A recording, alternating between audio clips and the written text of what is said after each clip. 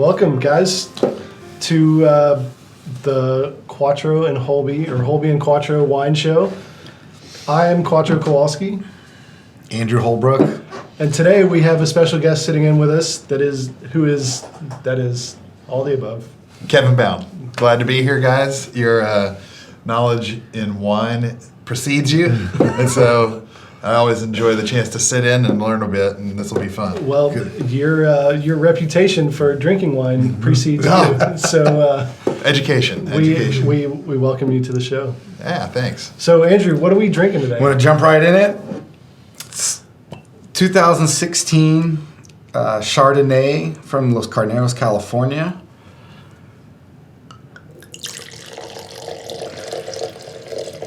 Ooh, nice pour. Yeah. So, this producer started in 1990. They started from a very specific block, from a very specific vineyard called the San Giacomo vineyard. It's pretty well known in the wine world. Originally, this wine started with one single block from them called the home block. What do you mean? Kind of famous. So inside any single vineyard, there's several blocks, usually 6-10 rows, inside a single vineyard. And this comes from one specific location inside the vineyard. So that microclimate will actually have different taste. Yeah, depending on the size of the vineyard. Some of these huge vineyards have lots of microclimates. This one's has grown and it's pretty decent size now, but certainly this one's small enough that it had its own. So is this a small production out of this? It was when it first started in the 1990s. I think now this is probably north of 10,000 cases now. Okay. So I might be wrong, but I'm. How small can you get on rows of vines? If you see that some of these luxury estates, we're in Austin, Texas, and some of these have six rows in their backyard. Is that enough to fill a barrel? How big do you have to get to sort of start doing full-size barrel? I would say, I guess it depends on the length of your rows. Okay. A block is not a specific measurement. It's just more of a generalization of. Okay. In this block, we put a certain kind of grape with a certain kind of clone, and in the same vineyard can be a different thing.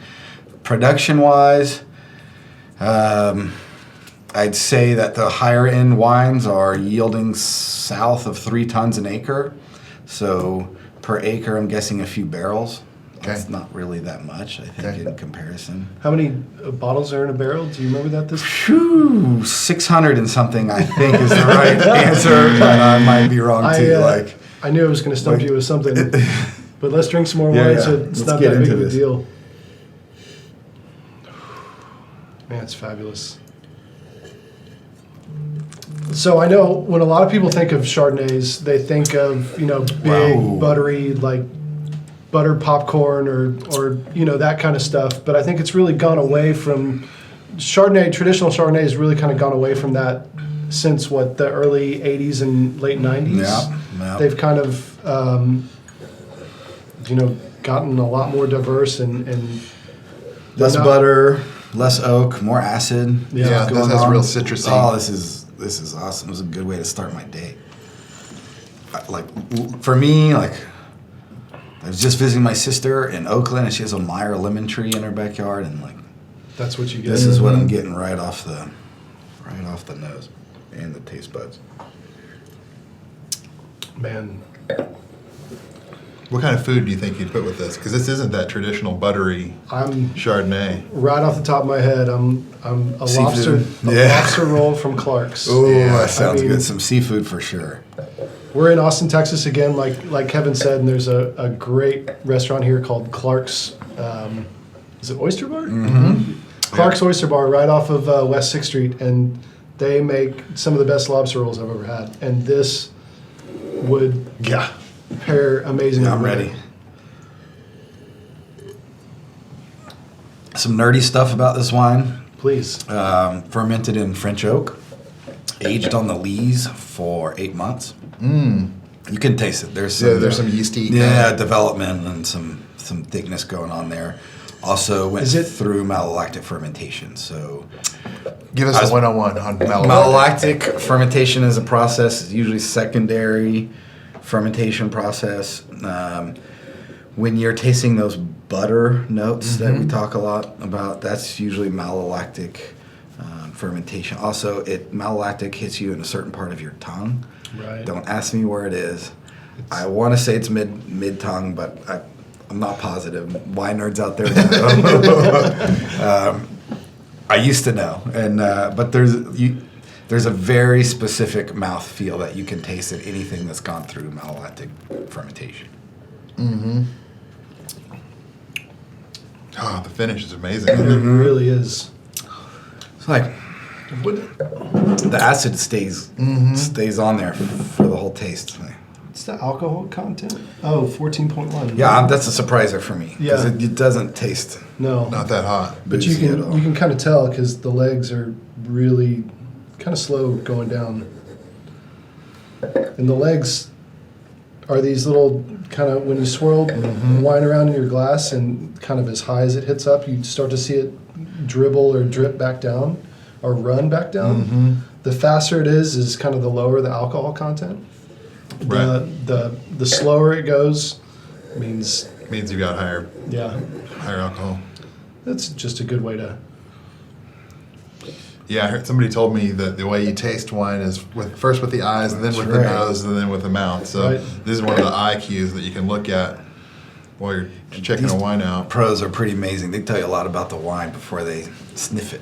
Yeah. So what else are y'all getting on this? I do get a touch of honey. Some vanilla in the middle of the taste. I think it's from the oak barrels. I'm going to guess this would be the logical Yeah. conclusion. And there is a lot of oak on the finish. Yeah. I was going to ask you, are they used oak or new oak? Do you I don't know. I'm going to guess New? new oak Yeah. because it's not too subtle, the oak there. I mean, it's there, there. Yeah. you know, and I think people use new oak or maybe a mixture. This is super acid driven. Yeah, like, it really this is. amazing. Like, Yeah. But it's not, no, it's not too much. you don't feel it in the back here, back here when you Yeah. taste it. It's Yeah. really nice and well balanced. The vineyard's near the San Pablo Bay, so you get the cooling effect from fog and maritime weather in the evenings. So as you get the cooling and then the heating up during the day, and then called the dihedral process, but more of that, it really allows this acid to shine, in my opinion. And so in Texas, we're not growing too much Chardonnay. Nah, it's a little too hot here for Chardonnay. The white wines that we're doing in Texas tend to be Rhone varietals, Marsanne, Roussanne. Those are kind of my favorite. Seen some of the other Mediterranean Some varietals. Sancerres. Yeah, seen Yeah. some of the Mediterranean varietals starting to creep in. And that's because the climate's similar, right? Yeah, climate's warmer, not as much as a shift in the day and Okay. the night, and they tend to be a little bit more heat resistant and drought tolerant too. Got it. so. Well, luckily we can ship this stuff to us. Yeah, no doubt. I'd really like to see how this opens up as it kind of warms up, But it's great just right out of the fridge like this. I have a feeling you could lay this down. I mean, this is a 16, I believe. I feel like you could lay it down several more years. I don't- There's plenty of structure and acid there to keep it going. Sure, but I don't know. Why? Yeah, I don't know why you would. Drink I mean, it it's- now. And I don't know It's if it ready. would. I don't know if it would benefit from that.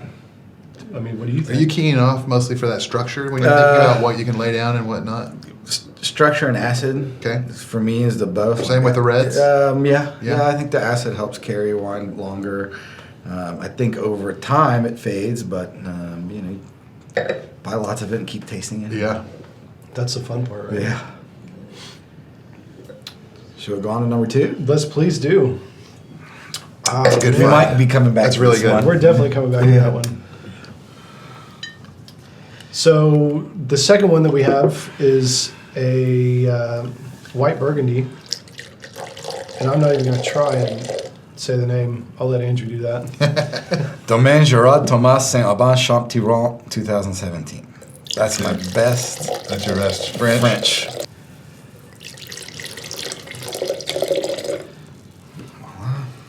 So, we learned a little bit about Burgundy on our last show. Sorry, I missed that one. Yeah, it was a good one, actually. Oh, before we go any farther, I want to... Will you put the bottle back up so we can see it? Before we go any farther, I want to say that we source all of our wines at Total Wine right now. So all of these you can pick up and taste along with us while we're doing it. It's actually kind of fun. We're getting some really good wines. We haven't... All of these are blind. We have never tasted them before. And we're all surprised for every one of them, right? So far, no duds. no misses yet. no. Yeah. I'm hoping this is not a dud either. I bet it's pretty good. So, tell us a little bit about Wow. the this one. It's from Burgundy. Wow. Crash course in Burgundy. There's two main regions of Burgundy: Côte Nuit, Côte de Beaune. Côte Nuit is on the north side, Côte de Beaune. This particular wine is from the southern part of Côte de Beaune. Côte de Beaune's more known for their white wines. There are two super famous areas in Côte de Beaune: Sachons-Montrachet, Pouilly-Montrachet, both of them super well known for the Grand Cru whites. This vineyard happens to be direct west neighbor of them. So not exactly where the vineyard is, but very close. I think you'll pick up a lot of the same flavors that you do from Sachons-Montrachet and Pouilly-Montrachet. Minerality is kind of the key one of those.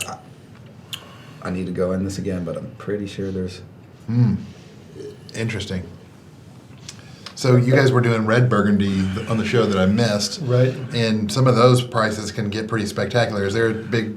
Like in California, some of the reds are more expensive than the good whites. Is that also the same in Burgundy? If you take the most expensive white and the most expensive red, certainly the red would guess is the most expensive one. Yeah. On this show, we're trying to keep everything $50 and under-ish. And certainly this one does it. So to me, this is It's really spectacular. fairly high-quality wine for under $50. And I think that, well, at least my perception is when you go to buy white wines as opposed to red wines, you're not really wanting to spend more than $20 or $30 for a white wine. That's just me.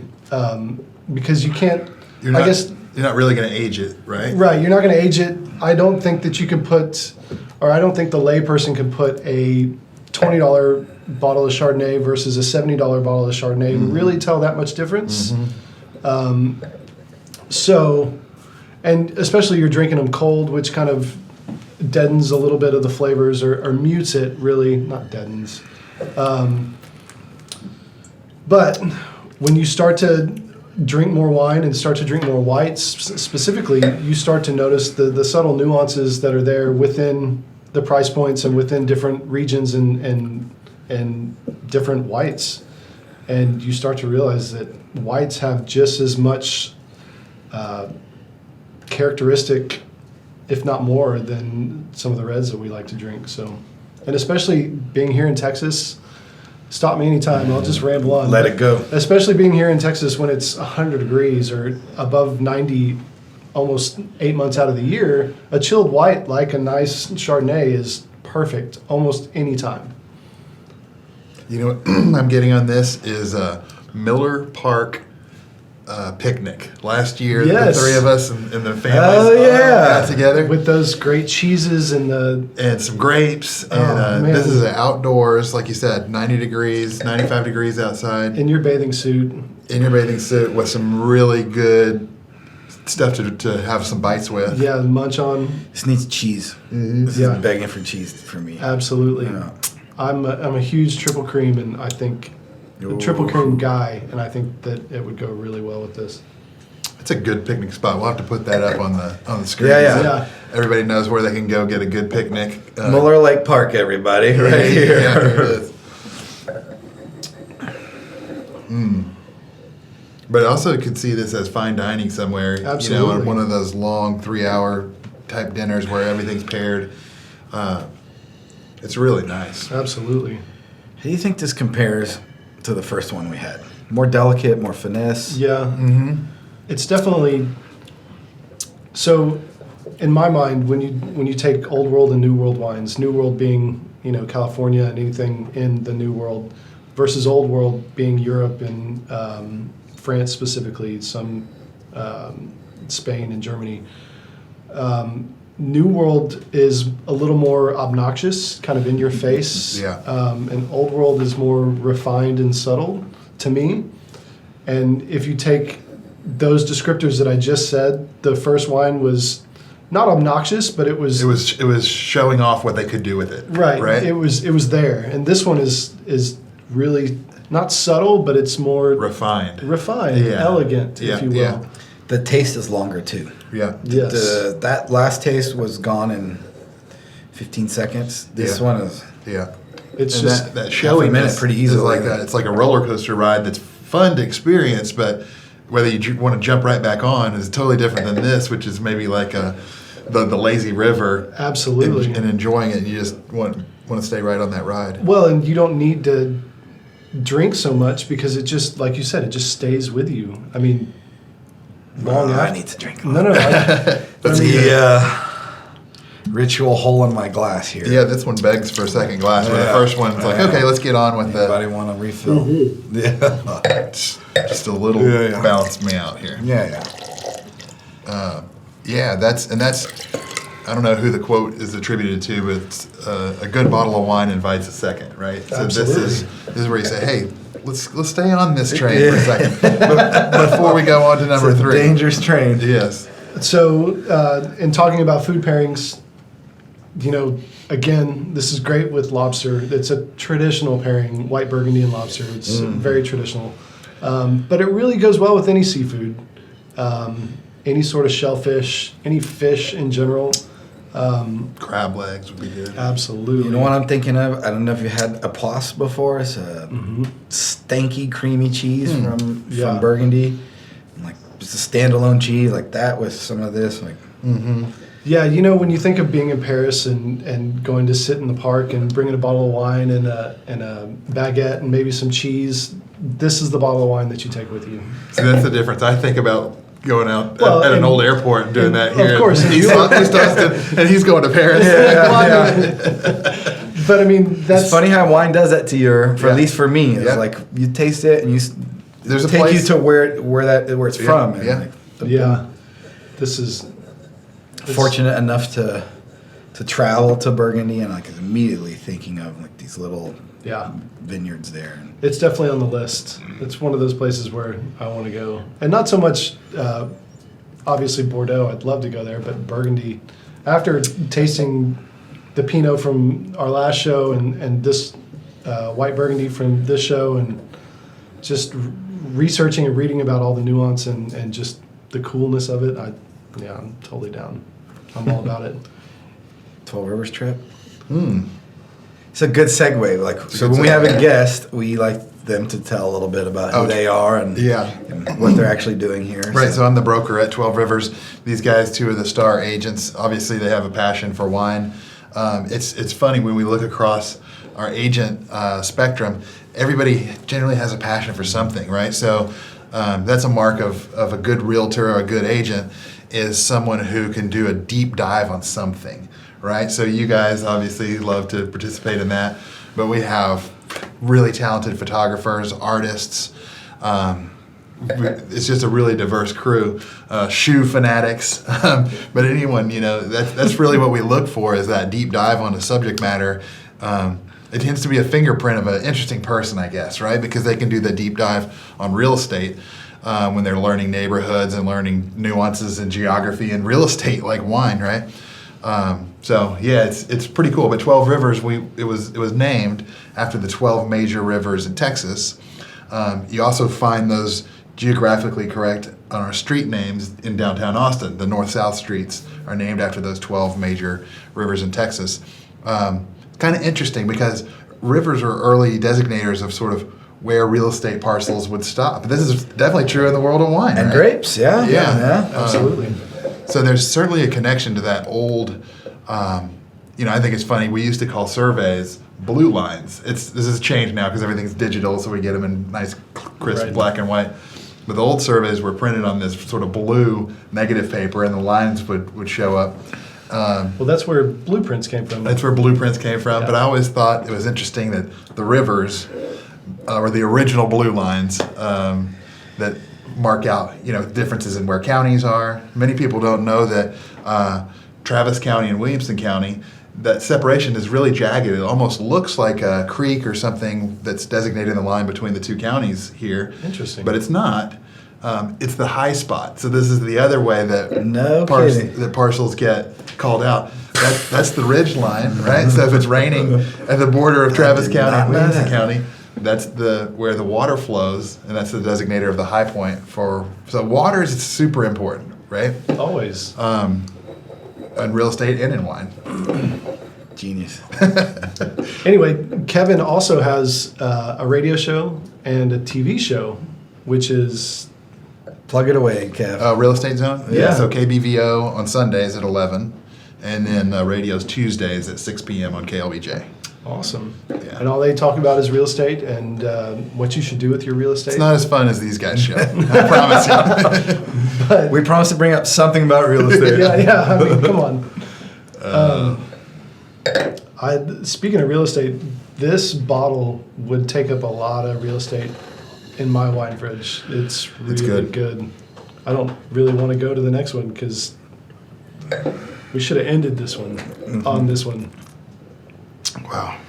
It's really good. I guess we're coming to the end of this. Should we go to our third? I have an interesting segue on the third one. Okay. Kev let's hear was it. just talking about rivers.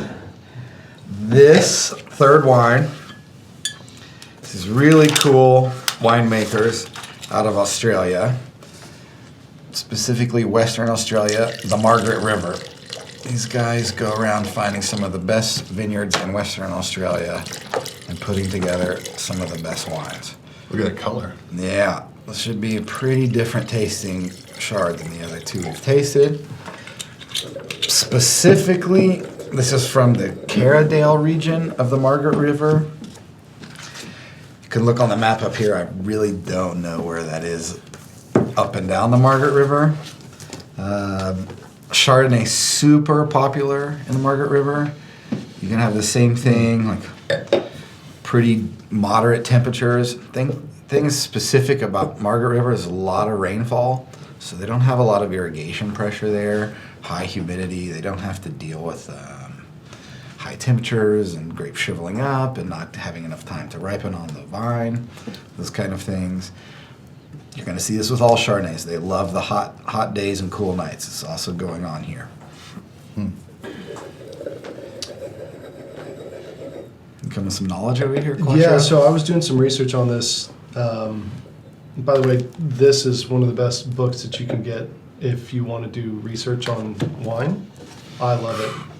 But the Margaret River, what's great about it, or what's unique about it, is it's at the confluence. It's where the Southern Ocean, which is generally a colder ocean, meets the Indian Ocean, which is generally warmer.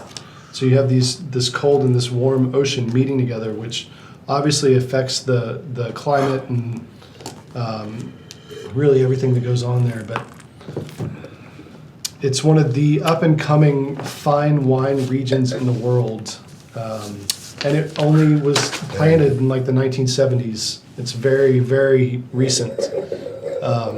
But as you can tell by their expressions, they do a really great job. This is really different. Super different. So you can immediately taste it and know, like, wait, why is this so different? Okay, so I'm not going to call them culty, but there's some nouveau traditional winemakers here. So they're going back to older methods of making wine here. What does that mean? That means wild fermentation. So they're using organisms naturally occurring in the grapes and stems and stuff to help get the fermentation going. So like the yeast from the place instead of bringing in different Exactly yeast. right. It's not introduced. It's not some powder they're throwing in there. They put it in a vat. And get this it is going. culty because it's another signification of place, that everything that triggers super that place, taste. but both where it comes from and the way they're making this. Okay. So there's not, without going to crazy detail, like nerdy details, a little bit of nerdy details. What they do is they chill the grapes in a room on the stems overnight. Then Wait, hang on. Excuse me. So they This sounds like a big refrigerator, a huge refrigerator. huge refrigerator. It's a big room. so I guess when they go and harvest the grapes, they're just cutting off the. Cut it off the vine, and the stem inside the grapes stays intact. Got it. They press that with stems intact. Got it. It's called whole cluster press. Right. Goes directly into barrel. There's no process of getting it, taking out. No balancing of acid no, or about anything. nothing. So they just get it, and no clarifying. So a lot of times with white wine, there's certain agents they use to clarify to pull all the free floating proteins out of there. Egg whites, fish scales, a lot of weird things out Sure. there. No clarifying agents, no acid, no added yeast. To my knowledge, there's no sulfur dioxide added to this. Maybe there's a little bit. So it goes from the field to a refrigerator. It goes field, smashed together, and all the juice that comes out goes straight into a barrel. And what happens, happens. That's awesome. Yeah. They also use these huge barrels called puncheons. They're 500 liters, French oak.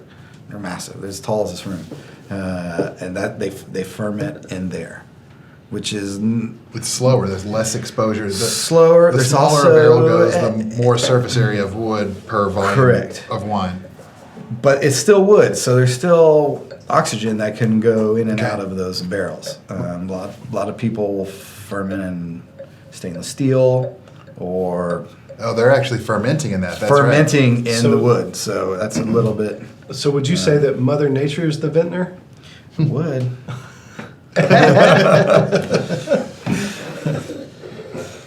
Sorry, I didn't mean to cut off your go ahead. geeky moments. You know when you tasted it, Right. Yeah. and you go, not but like that's this- so different. Is something like this much less consistent vintage by vintage on this I would- natural method? I would think so. 'Cause you I- sort of I know get so, what you actually, get, yeah. I know. where So, like there's actually a lot- winemakers that are manipulating can go for a certain taste profile. and they're going for consistency. Right. So there's a huge natural wine movement right now, is to kind of smash it together, dump it in a vin, and keep let the it be and unique. let the temperature be pretty consistent and do what it does.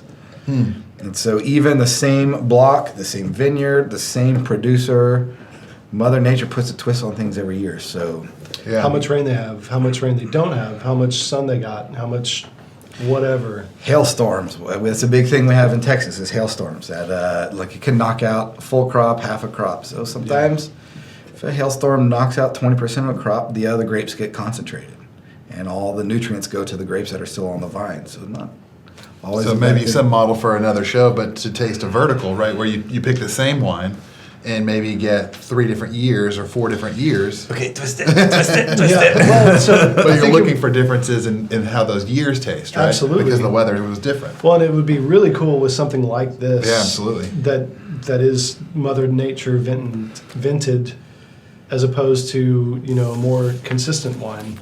But this is great. Okay. You're in Austin. What, you're going to pair this up with something? What restaurant you're going to take this to? What are you going to eat with this one? It's tough, huh? This is a tough pairing wine because It's really there's stinky. a lot. It is. It tastes stinky and it smells stinky in a good way. I don't think that this is a wine that you try and pair with food. I think this is a wine that you showcase before Yeah. the meal. I think you're right. You're standing Yeah. around in the garden before the outdoor wedding, before people are sat. Sure. This is what you go for. You may do this in lieu of bubbles when everybody 1st gets there. Yeah. Yep. Just to kind of open their palates and to say hello, welcome. Yeah. And it's interesting. Exactly. This is like not.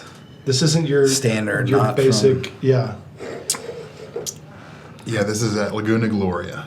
There you go. There you go. There you go. Bless. We brought you on the show I for a took it reason, from didn't we? yeah, instead of the outdoor wedding, we're gonna do outdoor art show. There we go. It is. It's got some funky art show to It's it. got Yeah. art walking around Yeah. outside looking at art Or the only other at thing Laguna Gloria. that I could kind of see, if you were saying Cuatro, you have to pair this with food. Okay, if we were doing like a 10-course tasting meal and we had a palate cleanser, like a little sorbet, like a melon or grapefruit sorbet, It's begging for it's got melon Yeah. tones to it. Like I would pair that with this.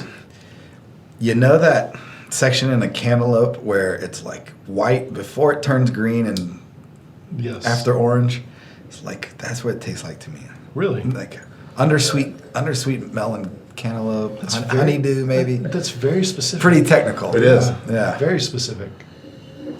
But you know that part of the cantaloupe I'm talking about. Yeah, Yeah. where you can smell the rind. Yeah, You're so yeah, close yeah. to the rind. It's you close can to the smell it. rind, but it- Dude, there's some funkiness. It really is. That last one you said it needs stinky cheese to go with it. Yeah. This one already has the yeah, stinky cheese. This like needs calm. Like It does need something calm. Yeah. Melon would be perfect. Yeah. I've been on this kick. If you've never had it, anybody, prosciutto and melon, like I could eat it all day. I was traveling recently and didn't want to stop in restaurants and such. So we had a cooler and we just meats and melons in the back. And we Wow. just ate it all the time. It was, Need to go on a road trip with him. yeah. No doubt. Yeah, this is a fun little wine. Great call in Laguna Gloria. Yeah. I mean, the more Yeah. that You know what I mean? You're right by the water. absolutely. You can kind of smell the grass, that tall St. Augustine grass wandering around. And it's so weird. It is like looking at those weird You know that- sculptures that they have. And that funky lake smell you get sometimes. Like Yeah. everybody knows funky lake Uh-huh. smell, Yeah. or anybody who's been near the Austin Yeah. Lakes knows that smells. Like it's kind of the same part of my brain right Yeah, now. yeah. This is one of those wines that I would love to taste at the vineyard, just to see. Oh yeah. Just to see the whole ambiance of it and how it kind of ties into this or created this wine. Because then I really believe that you would never be able to get that out of your mind. Every time you tasted this, you would probably see It the has a vineyard. signature, right? Yeah. Like it's Which is unusual for a Chardonnay because so much quality So Chardonnay, much Chardonnay in the starts to world, move like- towards the same Yeah. kind of experience. Yeah. This is different than that. Really nice. nice choice, man. 3 for 3, 6 for 6. but 3 for 3 Yeah. today. Yeah. It's gonna be a sad day when we have a dud. I think it'll be good. It'll kind of bring us back down to earth. Just throw it to the side.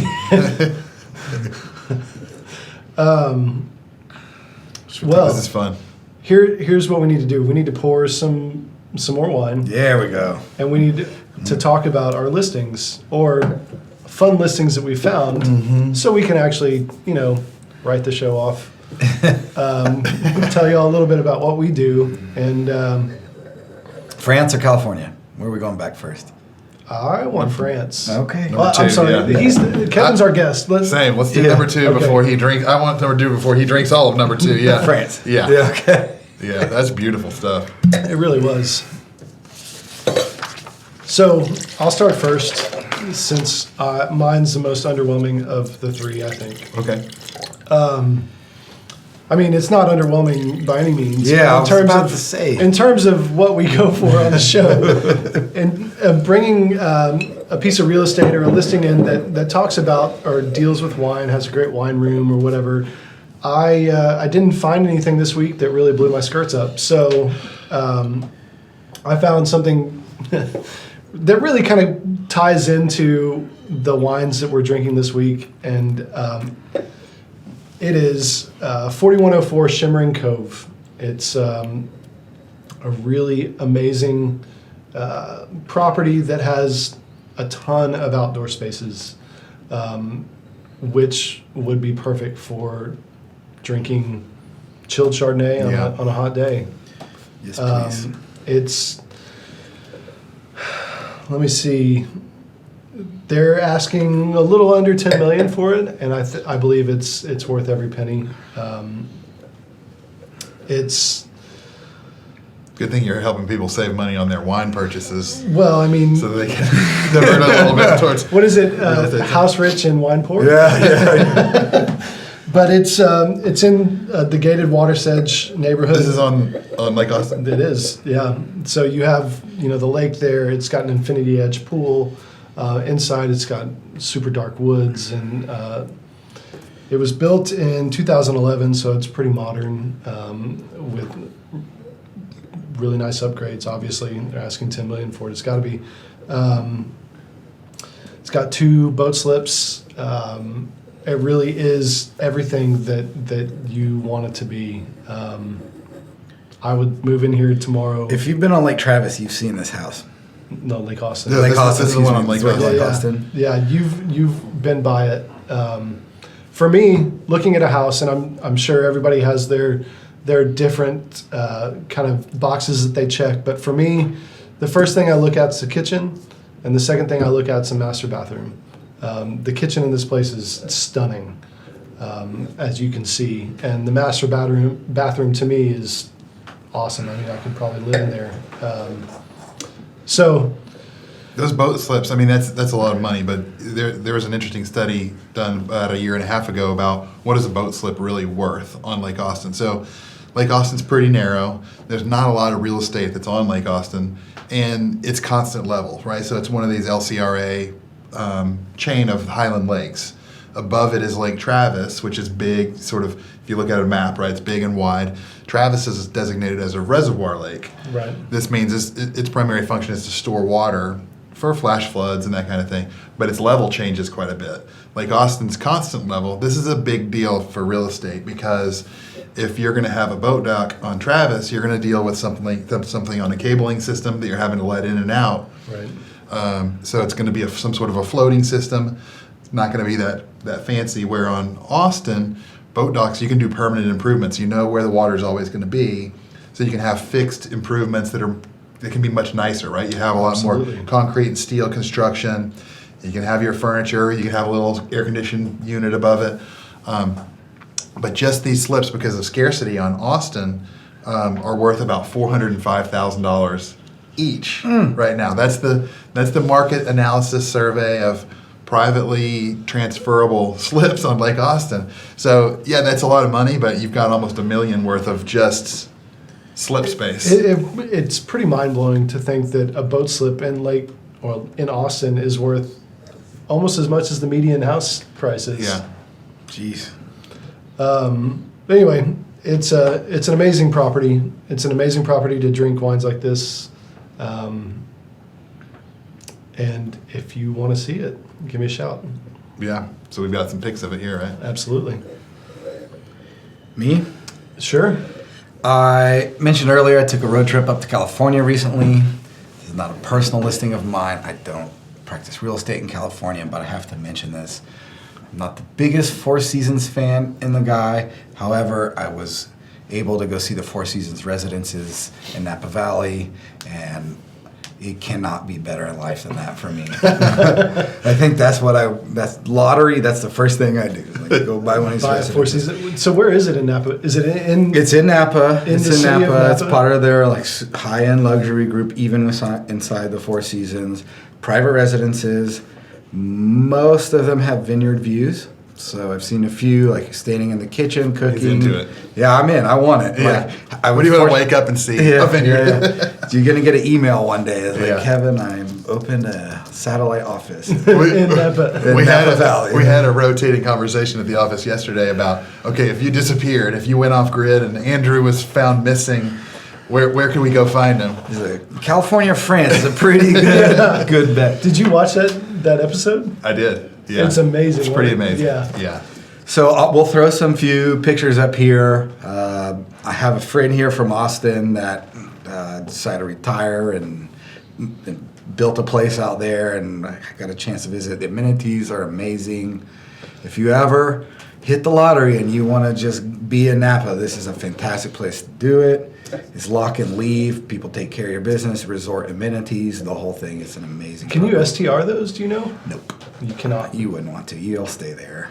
You won't leave. Well, this ties into some of the cool things that we do with buyers who have a budget of $400,000 in Austin, and you guys talk to them and say, okay, what's your dream spot, right? Let's go meta. You've got a $10 million Lake Austin property. You've got a who knows how many $1 million Napa. Just don't even say how much they cost. Yeah. But thinking about with our clients, thinking about, okay, what's important about those? Like what does that do for you? We can help them find things in the $400,000 range where we can start to pursue those same kind of emotions, right? Those experiences. And then that makes real estate really a special thing because it's in your waking daily life, you're touching on that kind of passion piece, right? I know to get a picture of a vineyard for you that you can hang up on your wall, and maybe you can't wake up and look out of a plate glass window, but it helps. It helps. I'm getting my Christmas list. I'm thinking, yeah, right? It does. Yeah. You for water, you might have to settle for creek front instead of Lake Austin. Well, we'll work up to it. Yeah. Well, we can work up to it. So, Kevin, Yeah. what did you bring real estate wise? That's, should we talk about that Lake Travis property? Yeah, let's do. Yeah. I didn't bring the printout or the details, but It's up here, Kevin. here it is. So this is a rare one. Many people will recognize it by their visits to the Oasis, right? Which is worth us talking I was about. mixing the two up earlier. Yeah, but the Oasis is this restaurant that we have hanging out over Lake Travis. It has as a restaurant, has the largest people capacity of any restaurant in the Austin area. Their capacity, those decks just cascade down and down and down. But it's a popular place for visitors to the area to check out. Often, when we're showing houses west, it's a good lunch break spot because you can look out on Lake Travis and see the sailboats going by, and people are blown away that this is Texas that they imagined was all tumbleweeds and brown dirt. Absolutely. And you've got this sailboats on blue water on Travis. But when you look down from the Oasis down to the right, you can see this thing which many people will ask during that lunch break, is that a museum or something that we should check out while we're here in town? And it's not. It's this house. But it is, it's fantastic, right? Yeah. I mean, it's just over the top. It represents, again, if money was no object, what could be done, and seeing that manifestation of just what someone chooses. There's some wild things, that we can show here. But it's the opposite of sort of a production house. So if you're in a neighborhood where all the houses kind of look the same, this is the opposite, and it's a lot maybe like our first wine in a way. We were talking about just showcasing what can be done. Right. Obnoxious. Cuatro Obnoxious. has the contagious hole in the glass. I mean, it's happening. So definitely not the second wine, but this listing I think pairs better with the first wine. Sure. Well, and you know what? Looking at this, I see all the incredible views almost from every room. Yeah. I mean, it's one of those houses where I wouldn't pay attention so much to the decor as the bones, and just be blown away by the possibilities of, waking up and what you could see, or popping open a bottle and really giving thanks to what you can see. I mean, Yeah. it's And this is, you can see by the way that it's sited on the lot, this is an expensive house to replicate, to build. So like you were saying, if you wanted to change the finishes a little bit, just change the finishes, because doing this next door, one, it's nearly impossible to find a site like this Right. that can support an estate of this size. And then in the construction process, you're looking at cranes from both angles, right? You're having to bring in big cranes from the top side and the water. to get materials and get this built. Oh man. It's not cheap to rent a floating crane. It gets more expensive every year. So Call Kevin. Yeah. Go buy that house. Let's go buy it. Yeah. Yeah. We'll bring a designer out and change some colors here or there. But it's definitely a rare thing. Generational asset, if you will. These are the kind of things that usually stay in the family forever. They just never come up for sale. The quote-unquote family heirloom. Yeah. Or the compound. The if you compound will. for That's sure. a compound. That is Yeah. It is. a beast. Well, Hold on, don't end the show. I got to go back to this other. oh yeah. Oh, California you haven't got. one. Oh, I- you're going back I to pounded California. through it. You're going to Yeah, California. please do. So, if you've made it this far, thanks for sticking with us. Thanks for coming on this Chardonnay ride with us. to leave you with a little teaser of what our next show is going to be. I believe we're going to tie into the heat and a little bit of what we talked about today, the Texas summers, and we're going to go pink. Rosé all day. All day. So you're not going to want to miss it. You're going to want to join us and drink with us and maybe drink more than us or less. I don't know. Maybe we should do something like Andy Cohen does on whatever and do like a drinking game where every time we say this word, you drink, but that may not be fun. French oak. Every time we say wine, you take a drink. Well, cheers, fellas. This has been amazing. Yeah, good time. Thanks, guys. Thanks for coming on, Kev. No, anytime. This Yeah. has been. I've learned so much just sitting here in 30 minutes. Absolutely. It's, I was one that always thought Chardonnay was pretty simple and basic, and these three are amazing examples of complexity and how much there is to learn just about the Chardonnay grape. Yeah. What I love about the three that we tasted is I feel confident that I can bring any one of these to a dinner party or a pool or whatever with other wine nerds or geeks or just enthusiasts and really kind of knock their socks off. So, I mean, I'm stoked. Some more to add to the list, to the wine list. No, never ending. All right. See you, everybody. See you next Thanks, Thanks for everyone. coming. Take care. Yeah, Cheers. see you next Until time. next time. Cheers. Adios.